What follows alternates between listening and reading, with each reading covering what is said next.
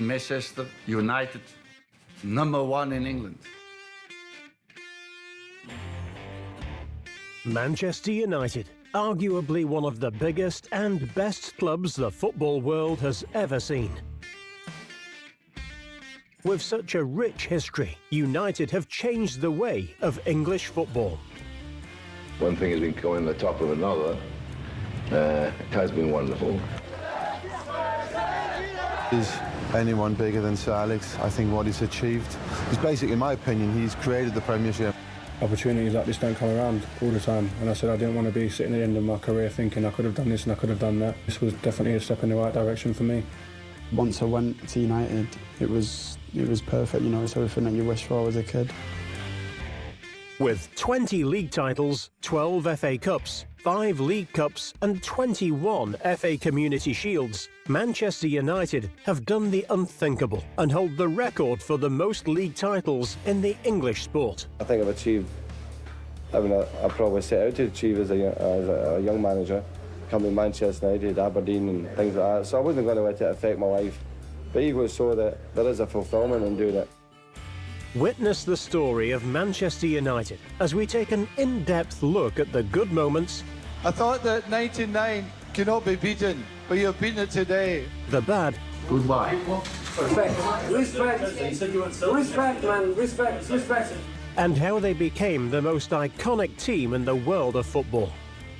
This is Manchester United and their campaign for the glory.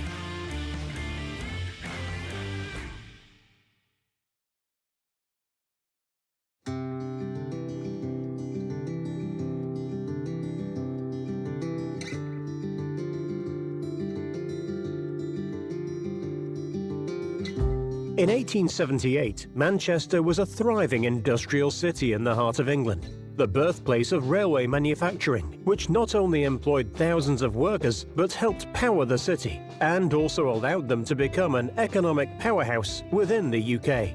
It was in the railways where Manchester United were first formed. Originally named Newton Heath due to their factory's location, their first ever game was against the engineering and maintenance workers in what was classed as the very first Manchester derby. But at the very beginning, Newton Heath did not play in their trademark red kits. Instead, they wore a green and yellow striped shirt with black lace ties as pictured here in one of their first ever team photos. Newton Heath eventually changed their name to Manchester United in 1902 after joining the Football Alliance in 1888 and moved to their new stadium, Old Trafford, in 1910. United went on to win League One for the first time in 1908 and again won it in 1911 under the management of Ernest Magnall. By the end of World War I, the football industry was the biggest it had ever been. Thousands of fans attended matches every week, with teams like Manchester City and Newcastle selling out seats at Wembley Stadium for the final of the FA Cup. Manchester United unfortunately failed to achieve any success post-World War I and were labelled as the yo-yo team because of their constant rise and fall throughout the football leagues. In 1939, Britain was at war with Germany once again. Football was still held as a morale booster, but due to the ongoing war effort, teams all over Britain were not competing at the same high standard as before. In 1941, German bombers destroyed Old Trafford as they aimed to take out the factories within the city. Because of this, football stopped at Old Trafford for another 8 years as the focus turned to the war effort and rebuilding the city. After the Second World War has ended, Manchester United were appointed with a new manager. This manager was a previous player who had achieved a lot of success during his career playing for Liverpool, the Scottish national side, and United's rivals, Manchester City. But this manager would go on to be the best United had ever had. That manager was Matt Busby. He was the most famous manager for many years, possibly the most important manager in their history. He was the one who took them from, a decent club to being, the best in the country. He could well have been the Liverpool manager at one stage. He was a Liverpool player. There's a few Liverpool fans out there now who think that would have made a bit different, wouldn't it? He was the person who drove a lot of what Manchester United became. So, for example, in particular with European competitions, he was the one who said, I want our team to play in Europe. At that time, that wasn't a good thing. The FA, I think the Football League as well at the same time, didn't really want English clubs to play in the competition. And he was the one who forced that through. And look at the legacy of it now with the Champions League and obviously English clubs doing well in it as well. So, that's just one legacy. And then you've got the playing side of it as well, where obviously he had a situation whereby he wanted to bring through the best young players and he wanted them to play football the right way. And that's continued ever since. Going into the 1950s, Matt Busby introduced a new team lineup filled with new youth players. This team would go on to be a huge success once again, and the team were labelled as the Busby Babes. Busby, when he came in, he had a philosophy of he liked young players. He liked them to go out there and play with no fear, so that they were exciting, they attacked more. And that was the way that Manchester United, he liked them to play, he wanted them to play. And I don't know it was necessarily too different from other teams at the time, but it was with younger players coming through. And then he had the Busby Babes, which he had a group, a lot of them coming through at the same time, and that's where he kind of developed a reputation worldwide. Because, I remember when I was growing up, my dad wasn't a Manchester United fan, but he said to me, I watched Manchester United play and I watched the Busby Babes. So even someone who wasn't a Manchester United fan and, not necessarily a football fan, he was proud of the fact that he'd seen that team play, which says everything about what Busby had created, the fact that it wasn't just for football fans, just for Manchester United fans, it's for all people out there that enjoyed what he brought. Manchester United became England's first representatives in the European Cup. Busby was delighted by this, despite being hit with controversies by the FA. Busby ignored the criticisms and was determined to bring the European Cup home and to make them champions of Europe. United lost out, losing to Real Madrid in the semi-final of the European Cup in 1957, which devastated the United squad. But a year later, things looked to be going in United's favour when it came to winning the title. Well, they became league champions, so to have a team when you had so many young players who were representing your club and being successful in your club and also being international as well, that says how good a side they were. A good analogy is if you think about the Beatles. It was a case of, I saw the Beatles at the Cavern, I saw Matt Busby's Babes.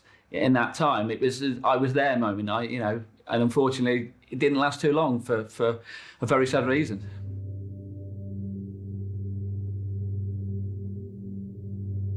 Whilst in Yugoslavia, United went on to beat Red Star Belgrade 5-4 on aggregate, allowing them to reach the semi-finals for the second year in succession.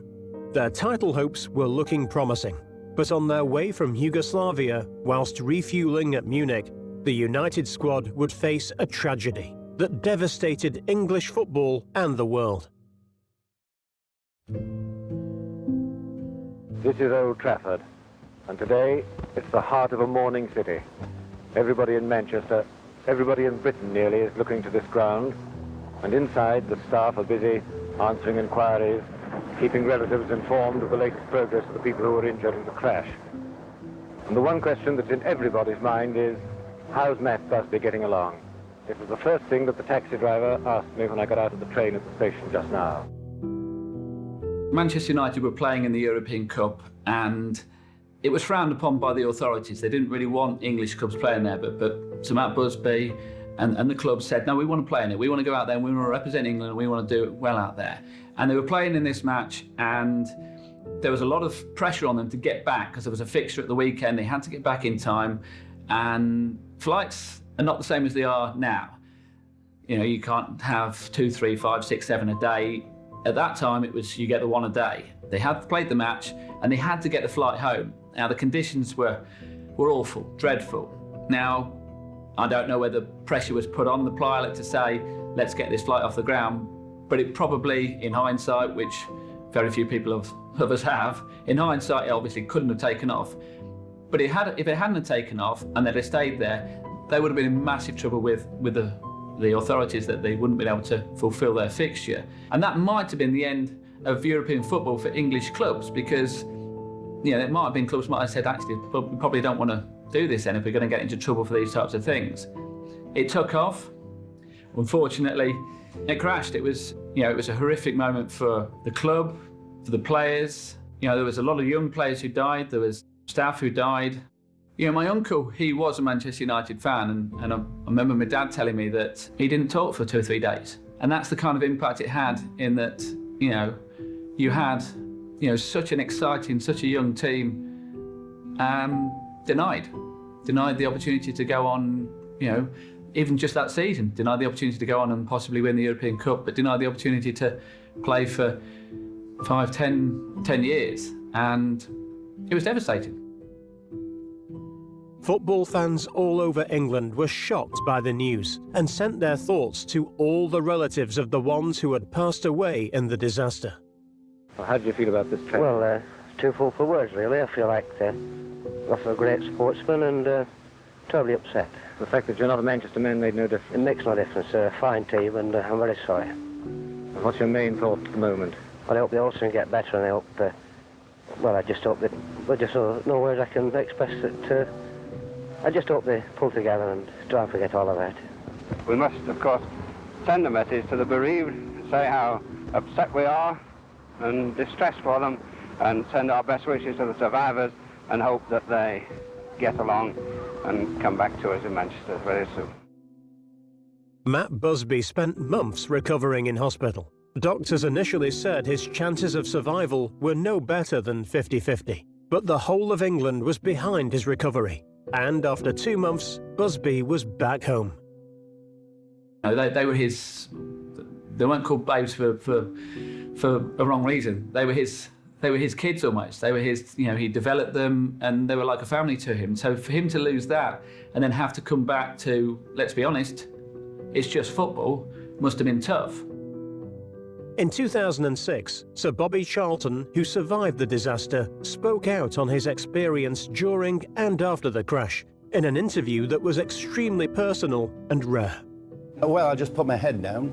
I think I put my head down, and the next thing I remembered was waking up away from the aeroplane, and I was sitting strapped into a seat, and I woke up the following morning, and a German read them out. So I'd been asleep for I don't know how long they'd knocked me out for, and that's how I found out who was alive and who was dead. I never come to grips with it. I see quite a few of the relatives, from time to time, and I do feel a little bit guilty. It's our national game. It's our national game, and we were not only representing Manchester when we went, we were representing the country. And I think that it's worth remembering. I wouldn't say remembering too much, but never forgetting, that's true.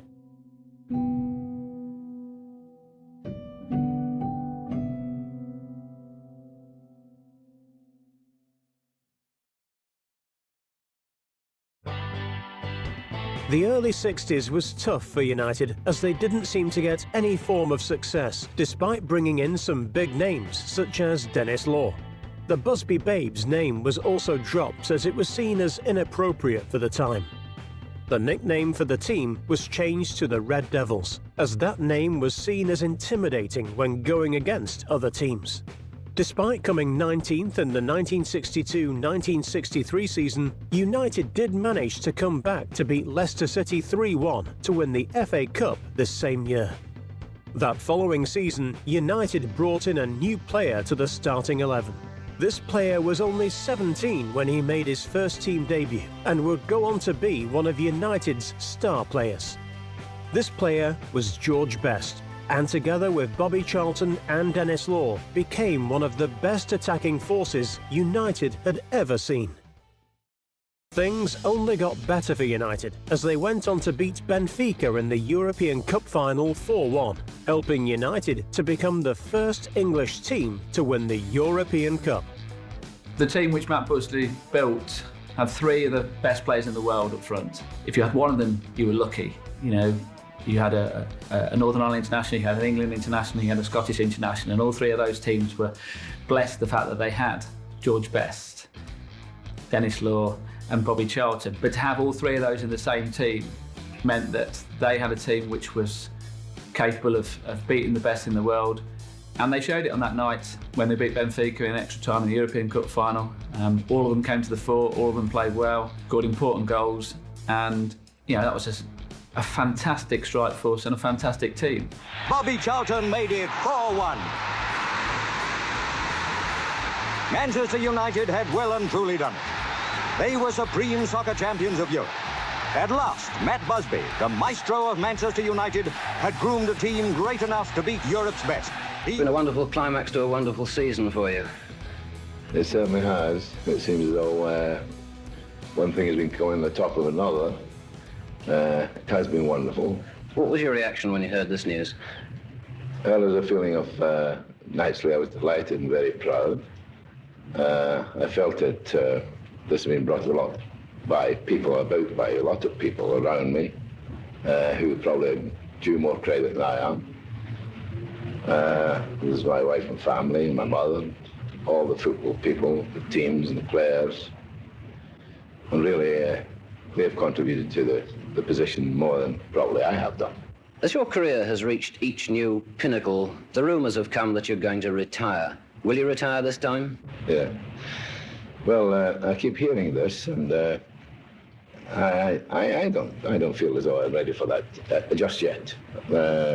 When the directors and the club itself have had enough of me, I'll probably start considering it. After the 1968-69 season, Busby did go on to retire. It was the end of an era for the United squad, and fans praised Busby for the work he had done with United, achieving 5 First Division trophies, 2 FA Cups, 5 FA Charity Shields, and 1 European Cup, making 13 incredible career trophies. However, after a miserable season in 1970-71, McGuinness, who had taken over the managerial role, quit due to the fans and board's lack of faith in his system. Busby was convinced to come back and put the team back in order.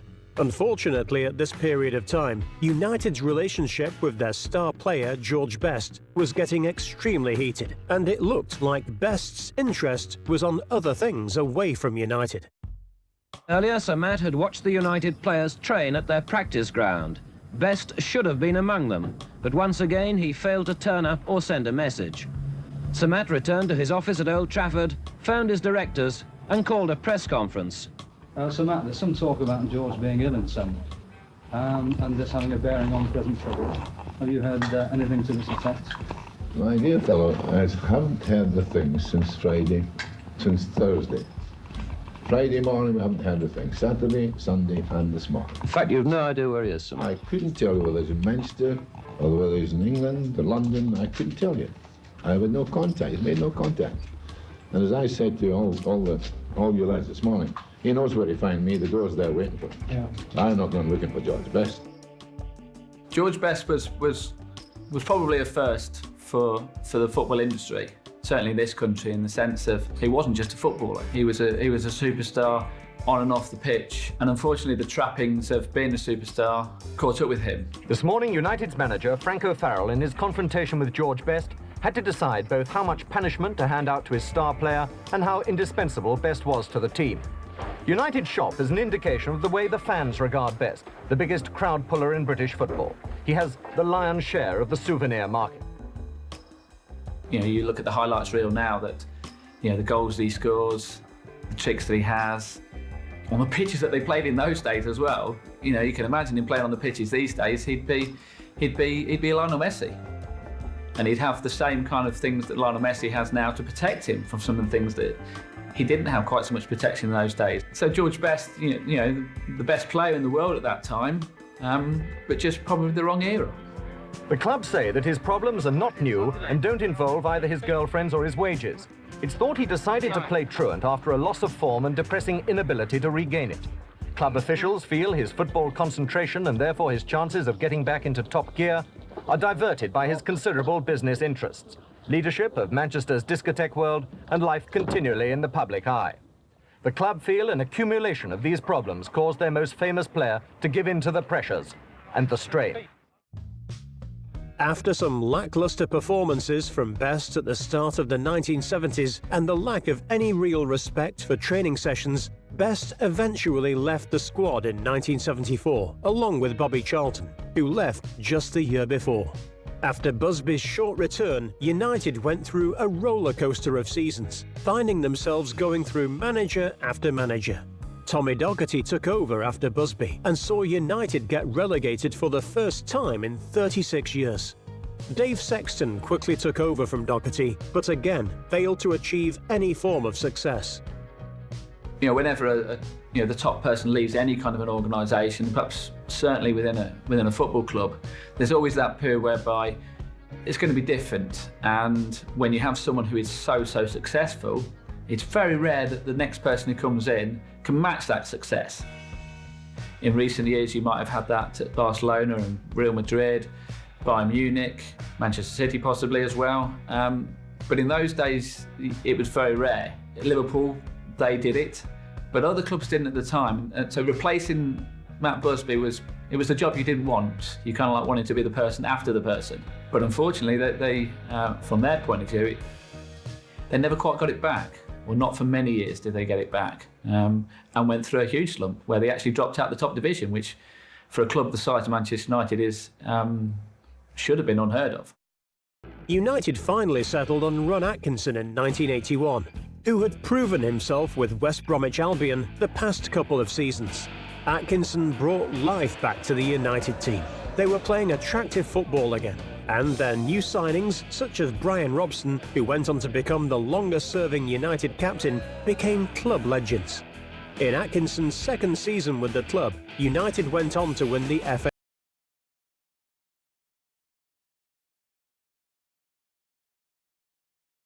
and to win the respect of the United fans. But this was sadly short-lived, as Atkinson found himself sacked in 1986 after almost getting United relegated due to an appalling couple of seasons. After Atkinson's dismissal, United were looking for an experienced manager to help United get back to the top of the league.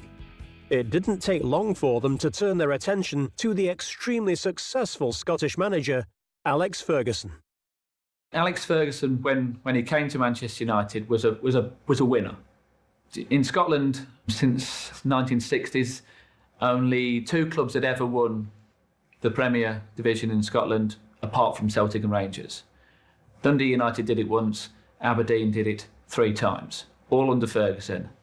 They won the Cup there 4 times, they won the European Cup Winners' Cup. So to have a manager who come into a club which wasn't one of the big 2 and dominate for a good few years, 6, 7, 8 years, to dominate that division, that's a winner. But he was also successful in Europe as well, which for Scottish teams, Celtic did it, Rangers did it, but for Aberdeen to go into the European Cup Winners' Cup final and beat Real Madrid, Aberdeen, that says that's a guy who can do it on a domestic stage and on a world stage. And that's what Manchester United needed. Despite Alex Ferguson's legacy with United, his first couple of seasons were not positive in the slightest. Ferguson stated after he almost lost his job in 1989 that it was the darkest day in his life. But with the backing of the board going into the 1990s, Ferguson was to change the team completely. And in the season of 1992-93 went on to win the first ever Premier League title, the first league trophy in over 26 years. Happiest day of my life. Happiest day of my life. We've waited 26 years to watch United win the title. To be able to celebrate at home is fantastic. Absolutely superb. It's going to be one hell of a party.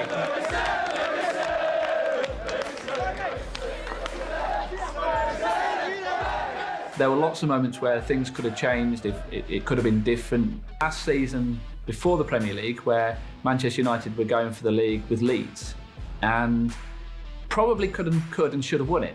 They were the better team throughout that season, but Leeds just about held them off, and there was a game against Liverpool, which the Man United fans will remember. where they lost 2-0 and Liverpool fans were singing "You'll never win the league." I think they regretted that. United amazingly followed this up by winning the league again, the first time they had won a second consecutive title since 1957. They also went on to win the FA Cup that same year, making it the club's first ever double in the club's history. Ferguson was branded as a club legend just 5 years after he had been branded as a failure. But fans were also attributing this win to one of their most recent bargain signings from league winners Leeds United. That player would be known by fans as King Eric Cantona. At the start of the first season of the Premier League, the manager of Leeds United, who were the champions, was Howard Wilkinson, and he rang up Ferguson, was interested in signing Dennis Irwin, fullback for Manchester United. And during that conversation, Ferguson said, "What about Eric Cantona? Is he available?" And that was the first contact between the two clubs, and eventually he signed. And a bargain price got him, I think it was less than £1 million. But it wasn't Manchester United who initiated that. It was actually the Leeds manager who was the one who made the first phone call. So, pivotal moments. What would have happened if Wilkinson hadn't rang them up? Could have been a completely different story. Sadly, in 1995, Cantona got into a vast array of league troubles after he assaulted a Crystal Palace supporter after getting sent off during their game. Oh, what's going on here? Cantona's getting involved with some supporters. Oh, this is outrageous. He's been dealt with by Manchester United. He's lost money. He's lost the captaincy of the French team.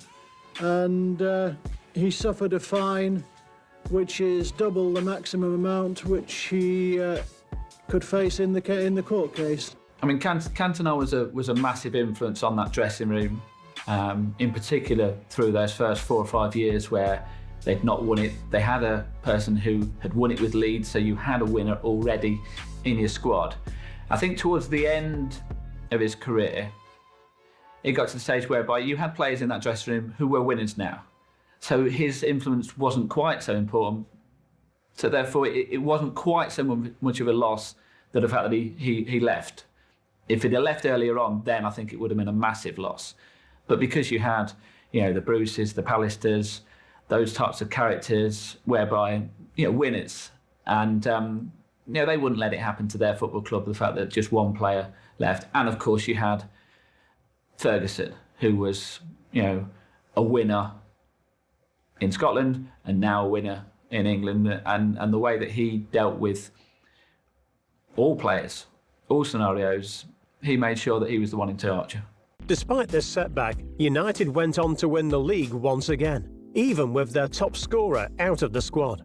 By the mid-90s, a lot of United fans were noticing that with their recent incredible seasons, Ferguson was matching the style of Matt Busby by bringing in some iconic youth players. These youth players would go on to form one of the strongest squads the football world has ever seen. One of the most important things for Manchester United over the years has been developing young players. They did it with the Busby Babes. They did it to a lesser degree in the 70s. In the 1980s, they had Norman Whiteside, who came through at the age of 17. He played in 2 World Cups by the age of 22. So you had players who were always coming through. And something which Ferguson as well wanted to do.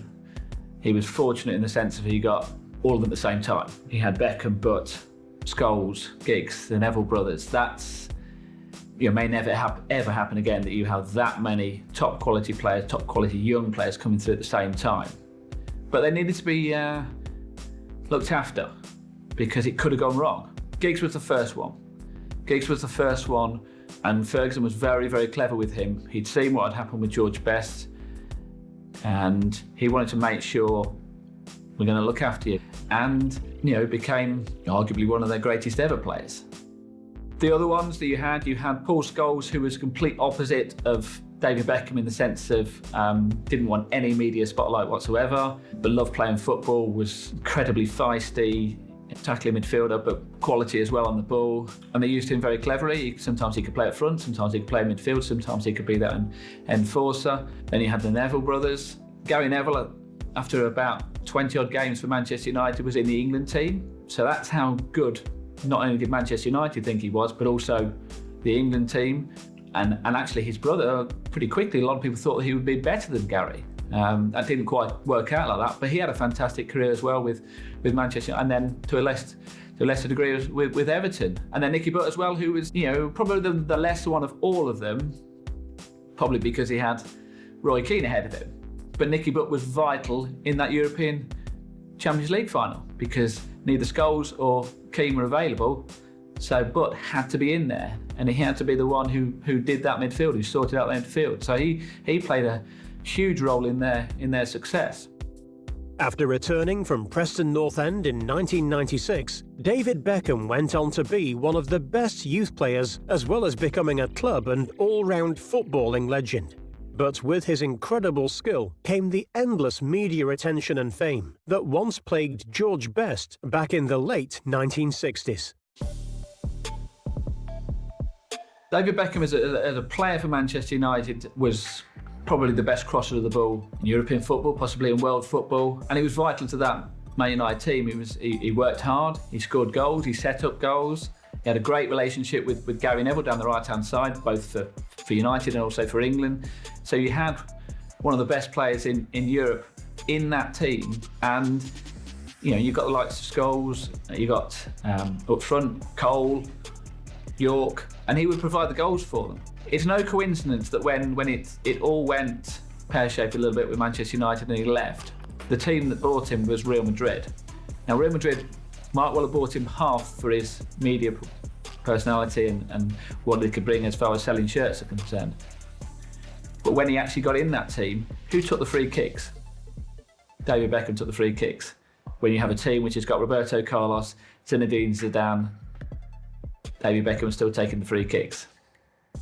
Even Real Madrid knew he was a pretty good player. United continued to win titles during the 90s. In 1996, they became the first English club to win the double for the second time. By 1997, they had also won the league 4 times under the management of Ferguson.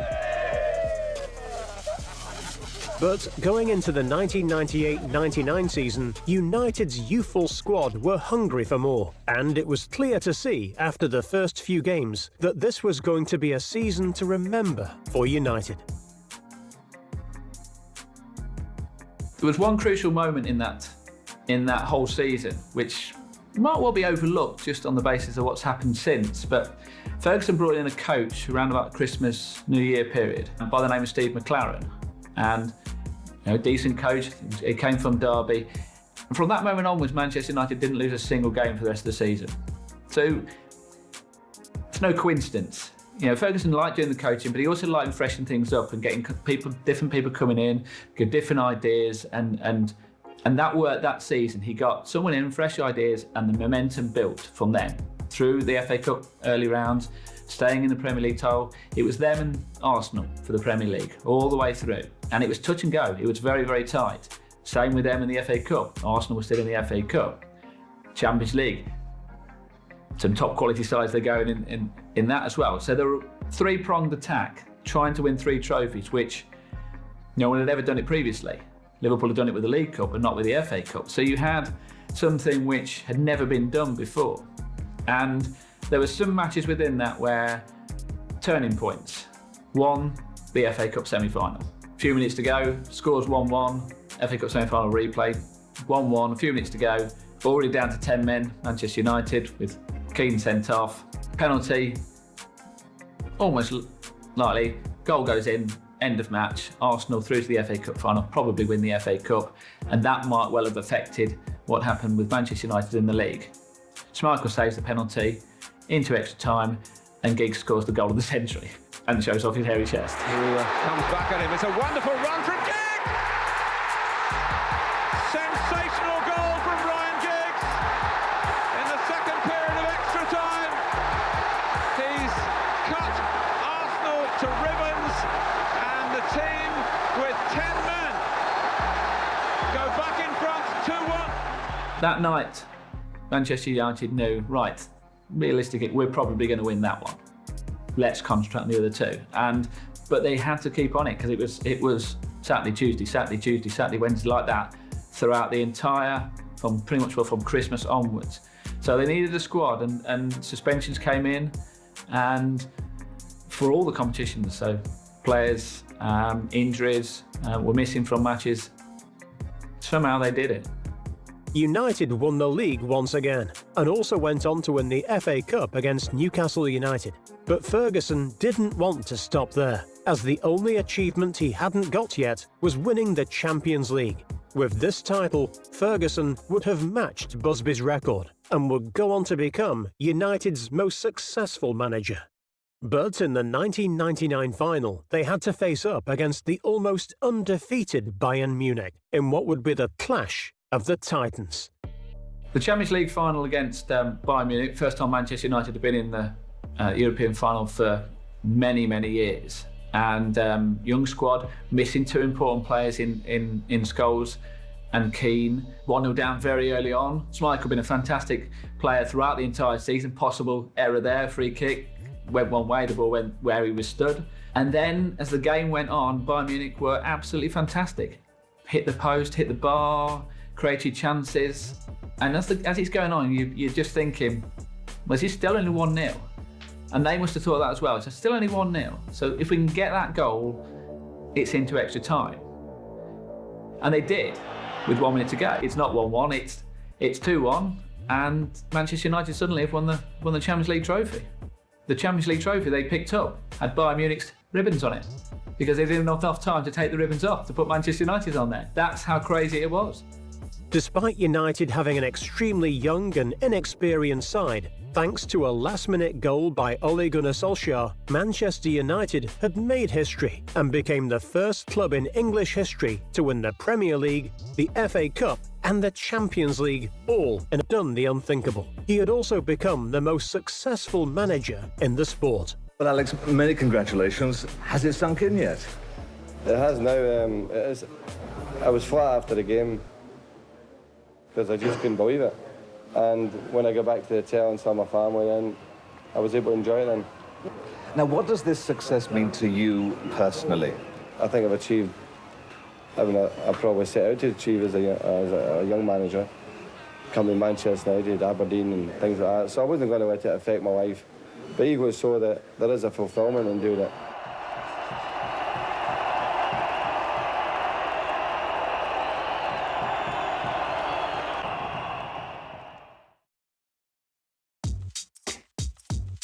Moving into the 2000s, United were on top of the world thanks to the motivation of winning the first ever triple in English football.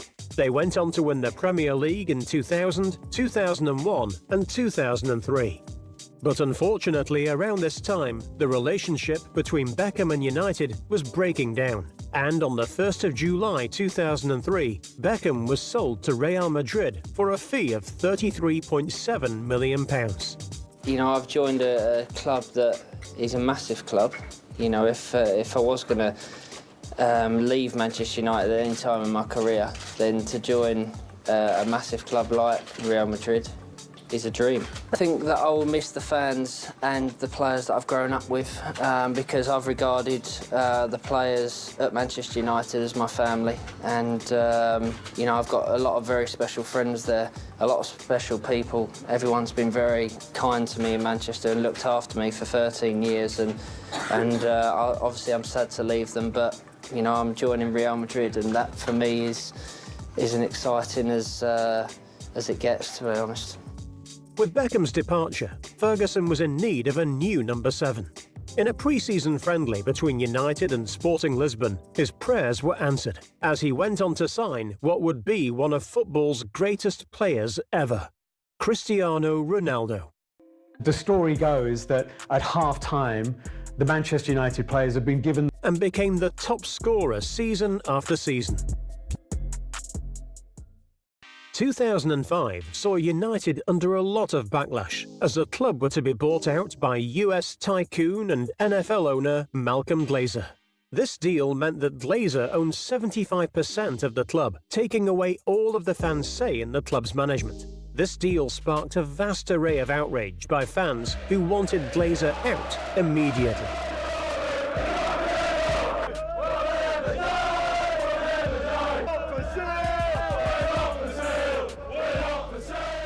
There was a change in ownership at Manchester United and change in philosophy, because it was deemed that the club then, any money which was being made was just going to go to shareholders as opposed to go back into the club. And there's a lot of backlash against Manchester United, and it's never stopped, to be fair. But the only one it was is that it actually made Ferguson's life a little easier, because he didn't have to deal with quite so many people then. He just literally just dealt with a couple of the family, and they carried on winning the leagues. I think the first 3 years after the takeover, they won the league 1, 2, 3 years on the trot. So it was very, very difficult for United fans to have a real good go. I mean, they did, when your team's being successful on the field of play.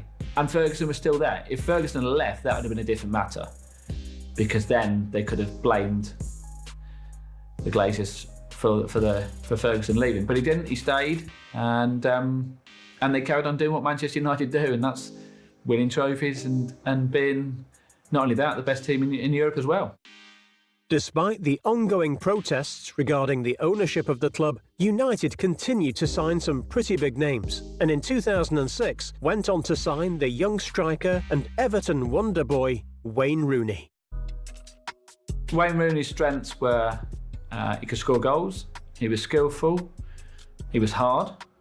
You know, he could do a tackle or two. Very strong, particularly for his age. He picked up a few injuries, but generally speaking, he was injury-free for a lot of that time. You feel for him from an England point of view, because the fact that all the burden was put on him to try and save, which was a pretty ordinary England time post Gerrard and Lampard. He was the one who was supposed to take England on. But for Manchester United, he fitted in perfectly, because he wasn't the be-all and end-all at Manchester United. There are lots of good players. You know, if you put two men on Ronaldo, Rooney will score, and vice versa.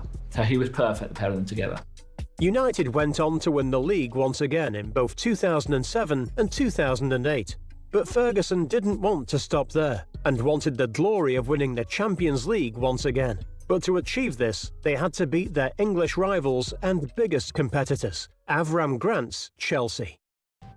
At that time, Manchester United were overhauling Liverpool's record. Game, and I scored a goal, and I missed the penalty. I feel, well, the bad day of my life, the worst day. The worst day of your life. Oh my God! But the lads, they do the proper job. Is this your best team? I think it's going to make us the best team. Yeah, it's an amazing achievement, fantastic achievement. A great team, great team. And what about another European Cup for Manchester United? Fantastic. Oh, we deserve it. United had done it again and won their 5th double under Ferguson. Unfortunately, once again, Ronaldo was one of the press conferences because of this constant media talk. Could someone send my violin case over, please? Huh? I'm not discussing that. Okay, the matter's closed now. He's a Manchester United player, it's finished. It's okay. Would you like to say it's finished. About the situation of Cristiano? Yeah, he's finished. He's here. He's going to be a player here next season, believe me. It's all over. But on the 1st of Real Madrid for a fee of £84.6 million, becoming the most expensive player in the sport. This recent loss of Ronaldo didn't stop United from achieving success. Thanks to their loyal players such as Ryan Giggs, Paul Scholes, Gary Neville and Rio Ferdinand, they went on to win the league again in 2011, helping them to surpass Liverpool with 19 Premier League trophies.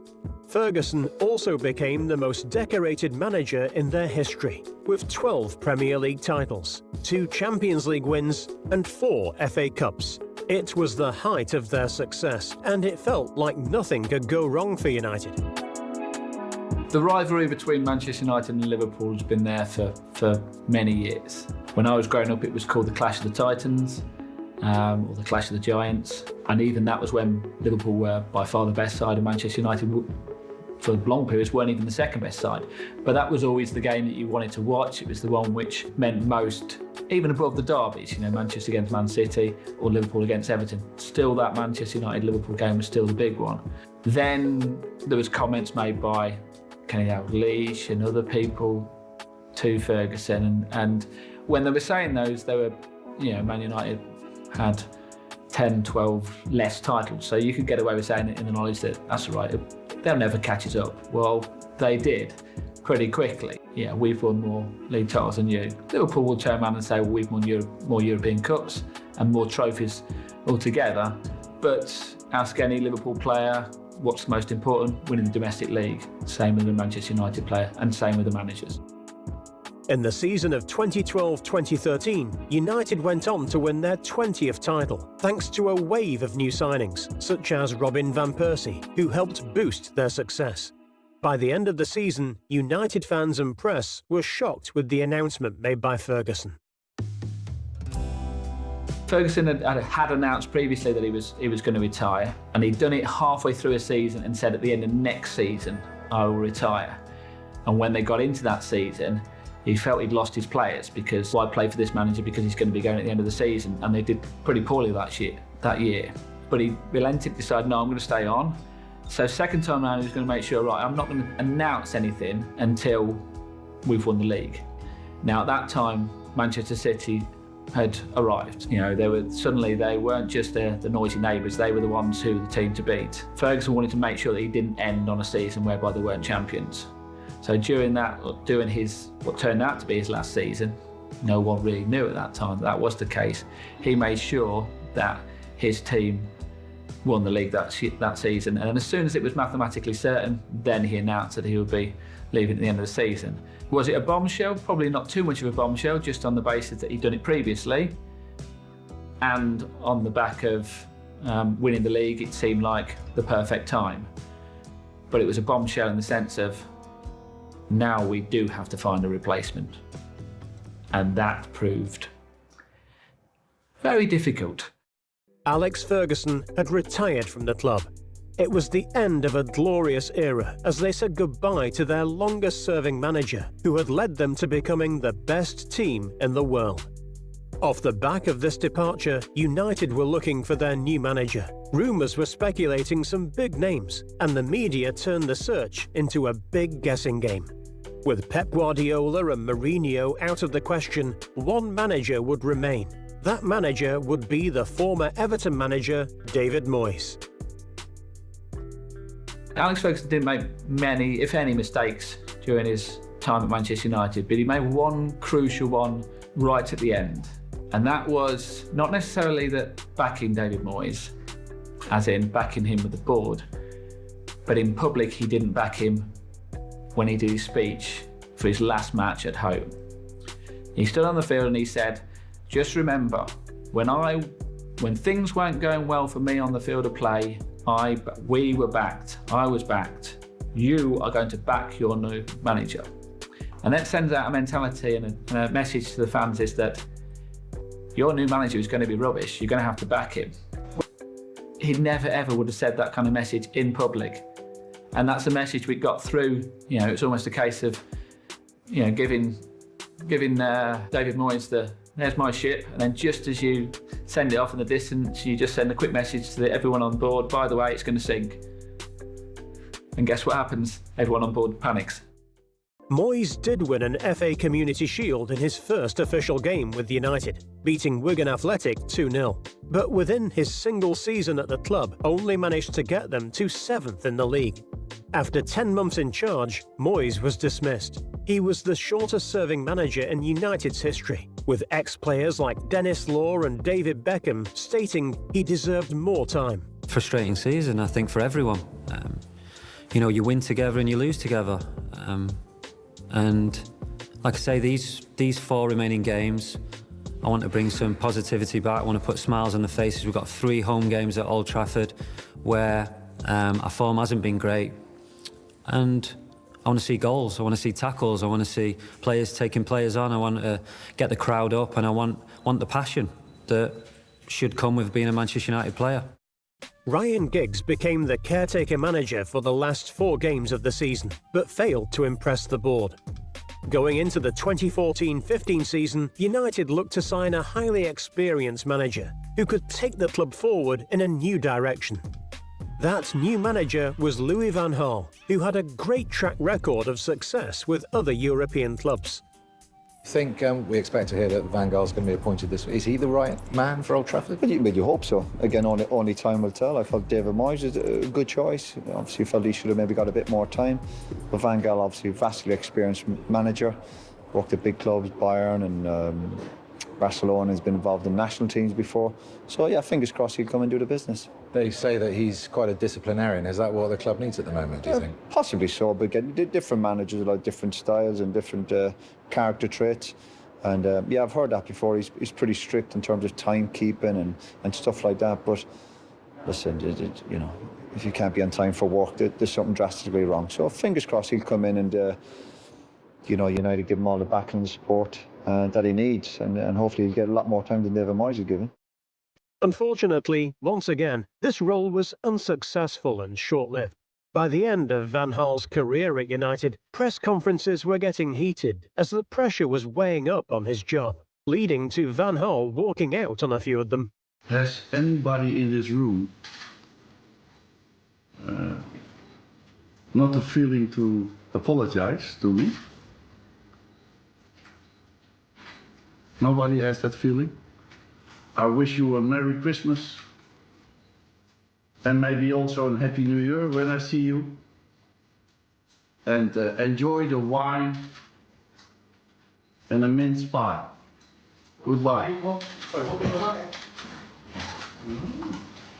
No, you're not taking practice from that, then, isn't it? No. Van Gaal was given more time than David Moyes, but in May 2016, Van Gaal announced his retirement from football, 2 days after winning the FA Cup. Once again, United were having to look for a new manager. Luckily, after the firing of Jose Mourinho at Chelsea that same season, United had an open target and approached him for the role. Despite United and Chelsea's long rivalry facing against him multiple times in the Ferguson years, Mourinho joined United on the 27th of May 2016. I think with Jose Mourinho, everything's exciting with him, whether it's good or bad. There's always a story, there's always excitement, so United fans will love that. Under Mourinho, things looked to be improving, with United getting to the top of the league. Mourinho also helped United to go on to win the Europa League and the English Football League Cup that same year, earning United another double to add to their collection. After a phenomenal first season, Mourinho's United started to slip up once again. In the season of 2017-2018, they finished second, 18 points behind their closest rivals, Manchester City.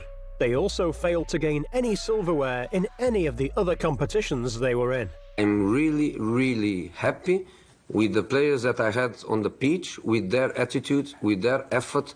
I'm more than happy.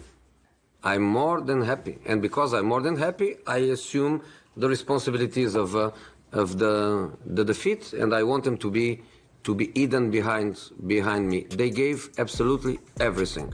That following season, pressure was mounting on Mourinho once again.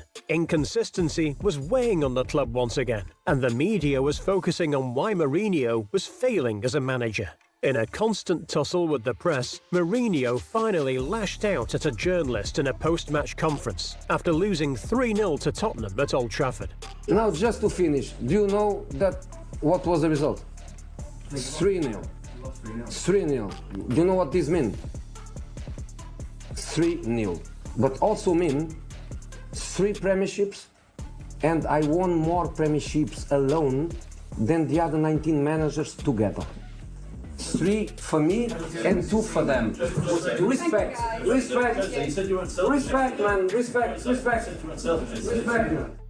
A few months later, Mourinho was fired from United, and it was back to the drawing board once again. By the start of the 2018-2019 season, United was struggling to find anyone for the management role. In an act to boost morale for the players and the fans, the board appointed the ex-player and club legend Ole Gunnar Solskjaer in the caretaker management role. But with his appointment, United's results flourished as they went on to win game after game. Within a few months, the United board hired Ole as their new manager. I didn't even see the announcement of Ole coming. It was a really big surprise that they picked him. I thought they'd go somewhere else, you know, some of the former players who's had bigger clubs, who'd been at the club but are, you know, from different other parts of the country, of Europe. It was kind of a clever move because Ole's worked with Pogba, he's worked with Lingard when they were in the reserves, and they have huge respect for Ole. Everyone has huge respect for Ole. The potential as a coach was very, very early on. It was very clear that he would be a really good coach. Hindsight's a wonderful thing, isn't it? We'd all love to have it. And when we kind of forget that when Ole came in, Ole Gunnar Solskjaer came in initially as a temporary manager, the results went straight away for a good period of time. It wasn't 1 or 2 games, it was over a 15-game period. I think they won 12 or something like that over 15 games. You'd have been brave board to have gone, no, we're not going to go that, we're going to go somewhere else, because you'd have got crucified. Because they'd have gone, well, what on earth, what more can he do? But then as soon as he was given the job, then it went. Now, why is that the case? That's got to be a bit of mentality down to the players. You know, I don't imagine for 1 second that Solskjaer would have changed. He still would have been doing the same things he did during those first 15 games. But the mentality of I'm playing for temporary manager, right, let's get, yes, I'll work for you, I'll work for you, work for you, work for you, and then suddenly when you become the full-time, it's, all right, okay, well, I don't know whether I want to work for you for 2-3 years. And the personnel has changed a little bit, and he'll have to change it a lot, because the policy of bringing in young players as well that's dangerous, because that's, you know, we talk about the Busby Bays, you talk about the class of '92. You know, these were quality players, really, really good young players, but they also had some senior players around them. I don't see too many senior players around the Manchester United players in this Ole Gunnar Solskjaer squad, with the exception of Pogba, Mata towards the end of his career, and some of the other ones are the ones who are getting slammed more than any. You know, Phil Jones and Lukaku's left. So there's no balance there. And is that his fault? To this date, Ole is still at the wheel and continues to build a new, young United side. With the same mentality as Ferguson and Busby, Ole looks to be trying to encourage young players to see their real potential. And although they aren't what they used to be in the glory days, maybe in the near future, United could bloom into the legendary team like they did in the early 1990s. You've got to be patient. You have to know that to build a team and rebuild a squad, it will take time I'm not going to ask for too much time, because as a manager you're also under pressure to get results straight away. They want us, or maybe not results, but maybe the way we want to play football. So I hope with the way we approach the games now, the fans will see what we're trying to do and the results will come. The results they've still been inconsistent, but the performances have been getting better, so we can see where we're heading. And obviously there's a lot of young players in the squad and in the starting 11, so we're sort of learning as we go along. But you know, hopefully we can. You know, it's the first time we've had back-to-back wins in the league, so hopefully that can start something off for us, and we can get used to just getting results and performing.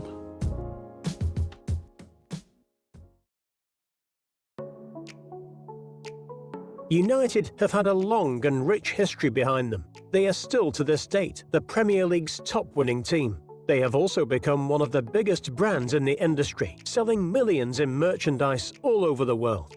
With over 650 million fans worldwide, it's not hard to see why Manchester United is a recognisable image known everywhere. They'll always be there or thereabouts, and the size, you know, you can't pick a number and say, you know, they throw the statistics out. The richest club in the world this year is Real Madrid, and last year it was Manchester United. Go and, you know, go into somewhere in Thailand or whatever and walk up to someone and say, which football club do you know? And they'll pretty quickly, Man United will be one of the first ones they say. With the statues of Matt Busby, Alex Ferguson, as well as the Munich air disaster memorial clock, United's history will always be remembered, no matter what happens to them on the pitch over the seasons. Everyone will always know the team name, Manchester United, and will always know of their hard-fought campaigns and how they achieved their glory.